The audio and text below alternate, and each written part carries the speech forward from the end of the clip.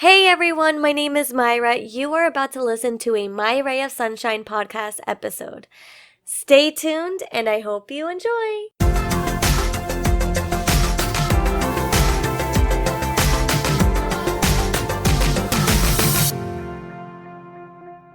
Hey everyone, and welcome to the My Ray of Sunshine podcast. My name is Mayra, and I am hoping to help you receive the advice you deserve.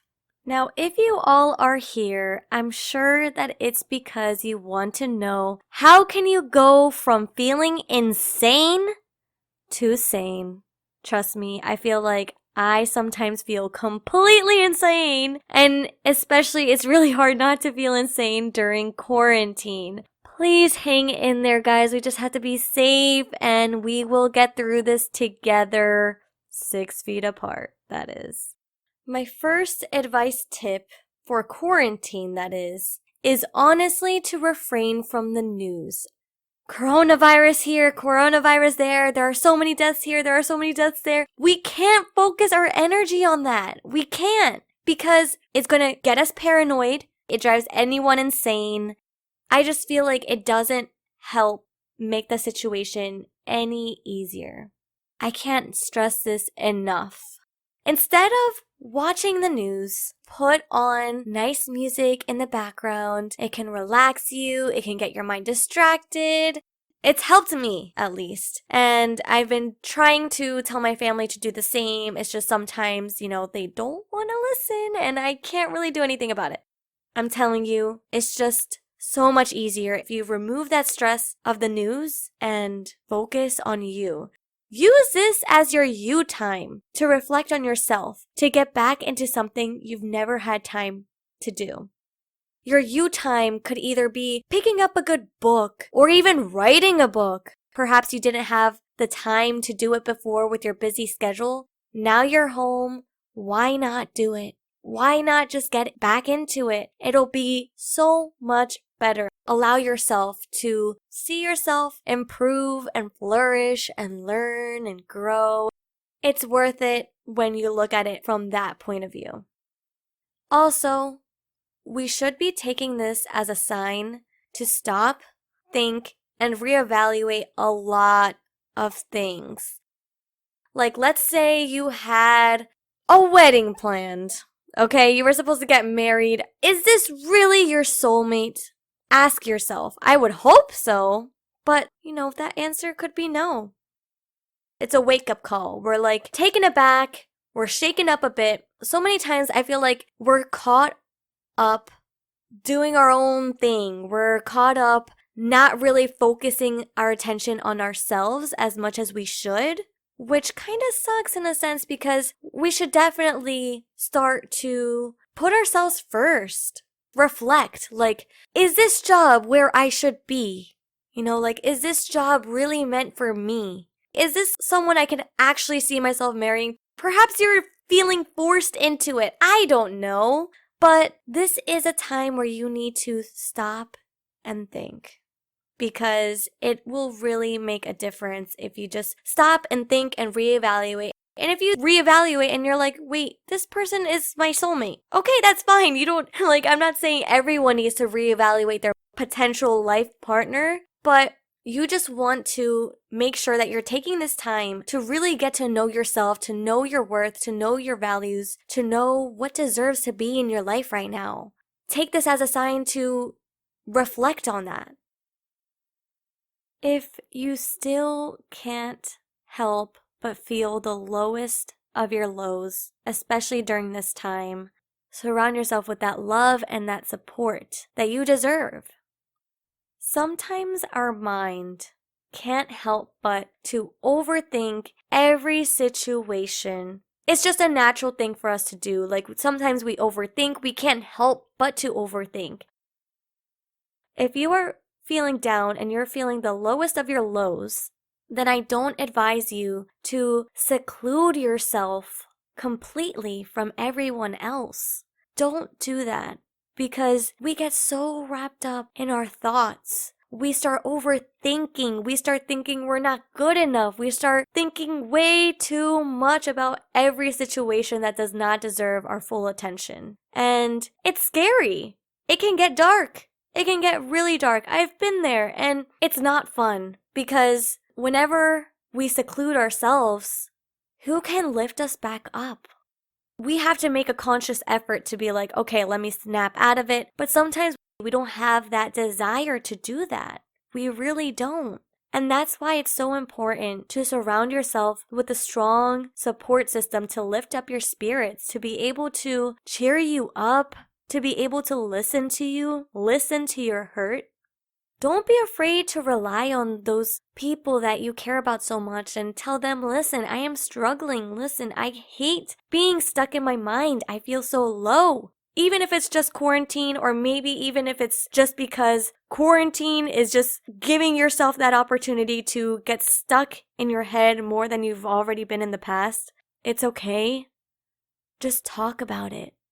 It can be hard to do that. Not gonna lie. It can be very, very hard to put yourself out there, but it's not impossible. And it will definitely allow you to feel less lonely in the world. It will really help you feel that way because you are worth it, and it's okay to not be okay. It's okay to not have things figured out yet. It's okay. Whatever the situation may be that is having you feeling this down, we are always on the right path. I read that from a book called Extraordinary Outcomes, and it really made a huge difference because so many times I felt that I wasn't, that I was behind in this, or that by 24 I should be doing this, but instead I'm doing this, and then it would drive me nuts. It would drive me crazy. But trust me when I say that surrounding yourself with love can go a long way. Hopefully you are able to consider your family and close friends as your strong support system.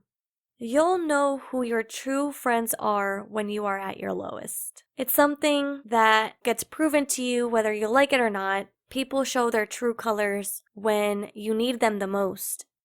Also, remind yourself of the person you are and what you stand for. If you're still trying to learn about yourself, or you're still trying to figure out what your career path is or what's your next big goal, a perfect way to do that is if you just vent to yourself, because it can really help you reflect on your thoughts. You'll never know unless you just put it down on paper, take that time, write your emotions out. It is so therapeutic to do that. Just grab a piece of paper, start writing your feelings. Then you'll feel like a weight has been lifted off your shoulders and you can finally just know who you are. Something that goes in hand with knowing yourself, knowing who you are. You also have to know your worth, which is so important because you deserve to be putting yourself on that pedestal. You do. I feel like if you are such a giver, if you give, and don't feel like you are receiving as much as you should be, because you're always willing to help other people, then by knowing your worth, you're putting yourself in that pedestal, and then you're thinking to yourself that you deserve more. You deserve more.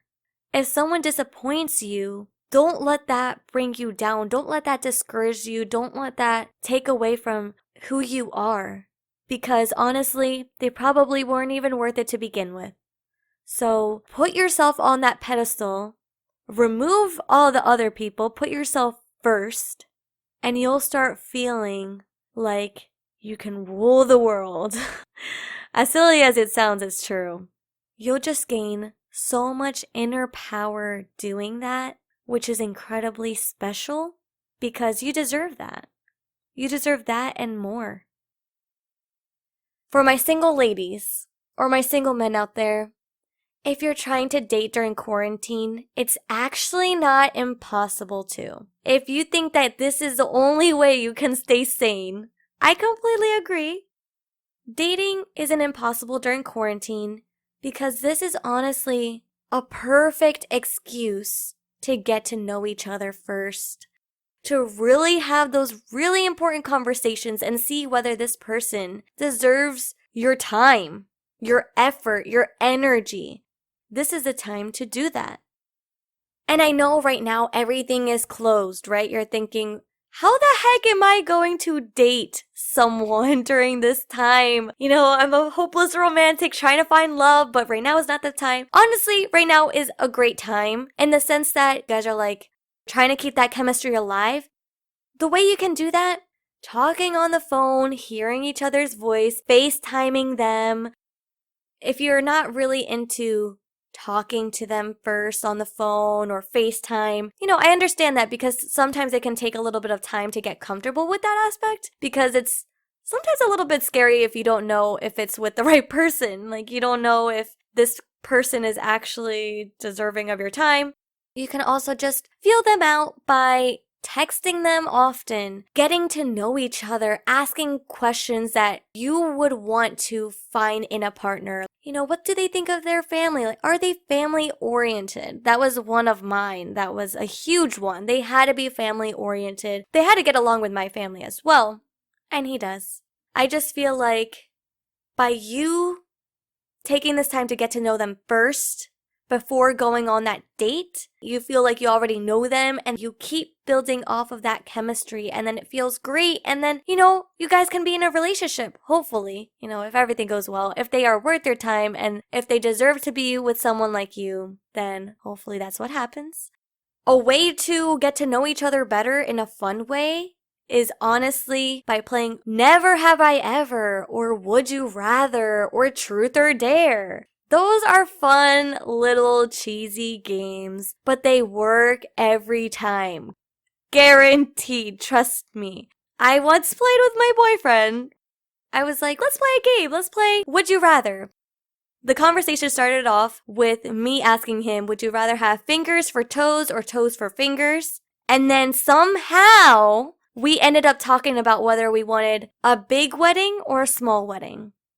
Again, I have no idea how that happened. I literally had to call him to make sure that he wasn't proposing to me through a text because of a game. Because I was like, whoa, what is happening? But I'm telling you guys, it really does work and it can break the ice too. It can help them feel more comfortable with you. You guys can learn about each other in a fun way.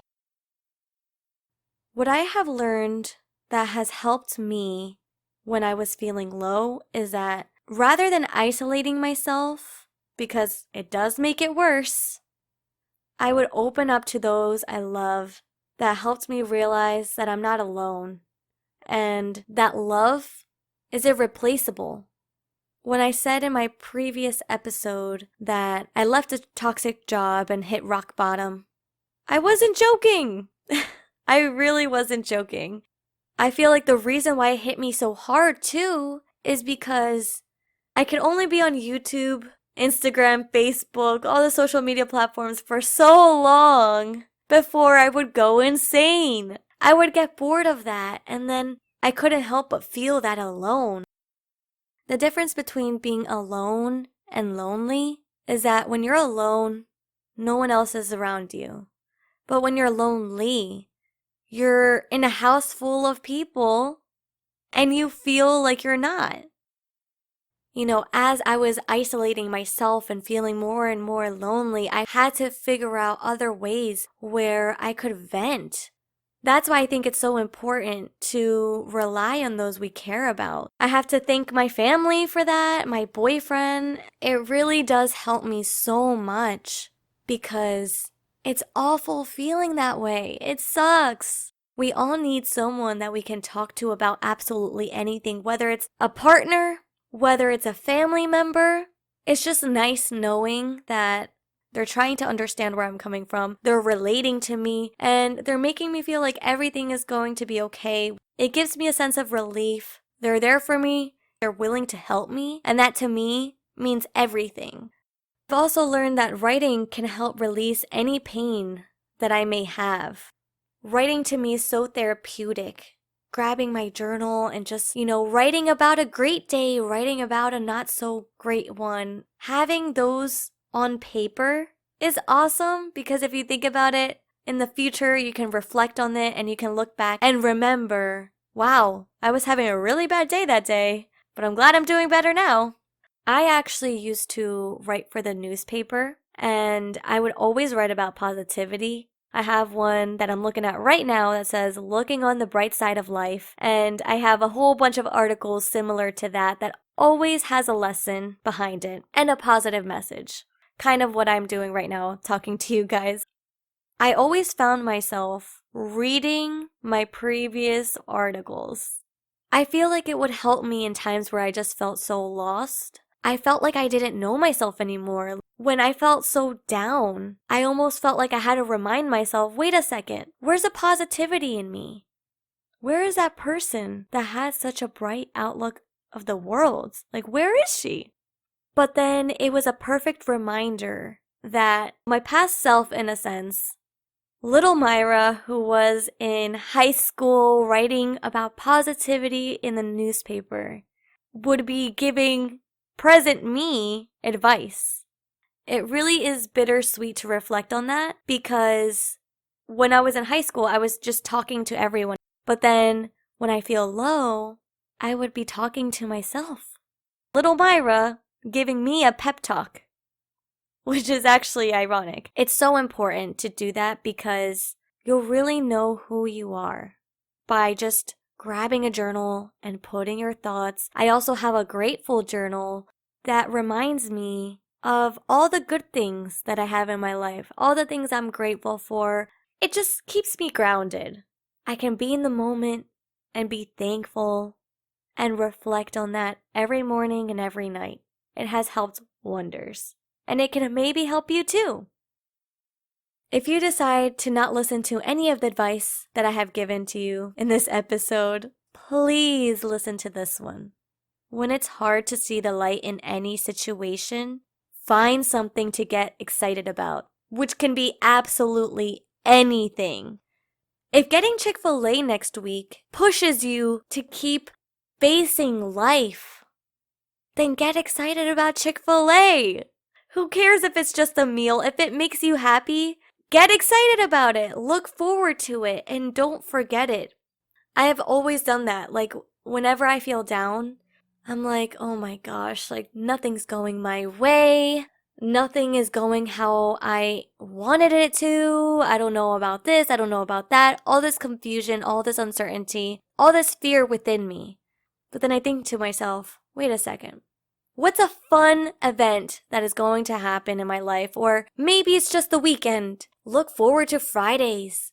Look forward to seeing your friends once this quarantine is over. You guys definitely have a lot to catch up on. Just look forward to something.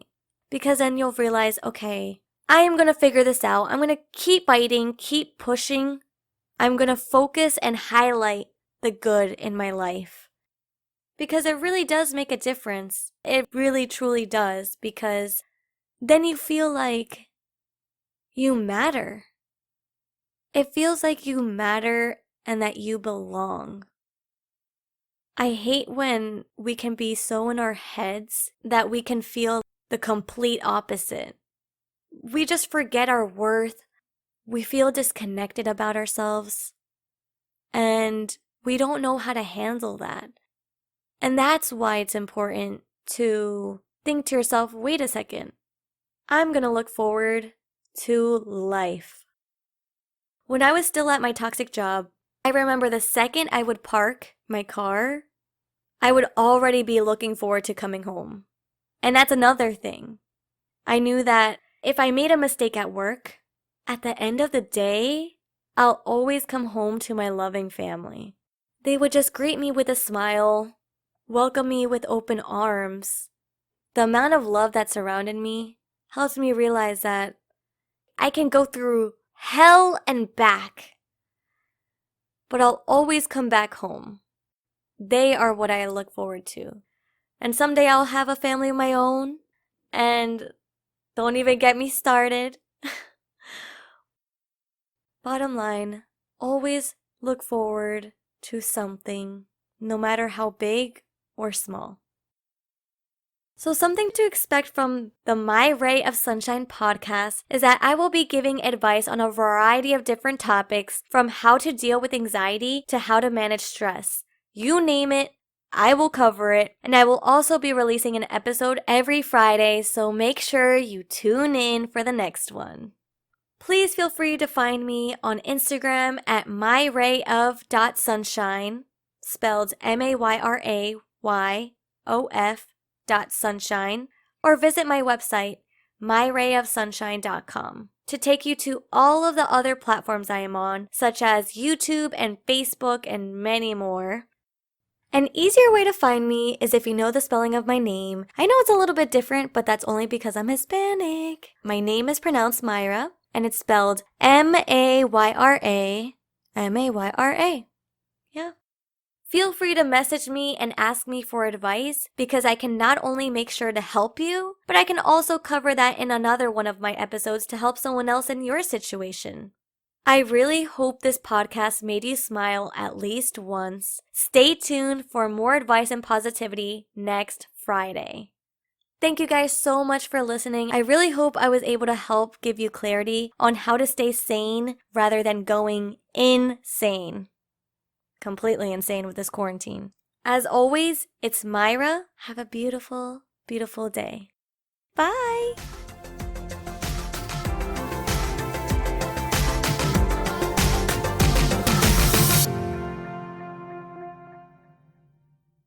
Thank you so much for watching. I really hope that you enjoyed this episode. Please don't forget to like, share, and subscribe down below, and I hope you stay tuned till next time. Bye!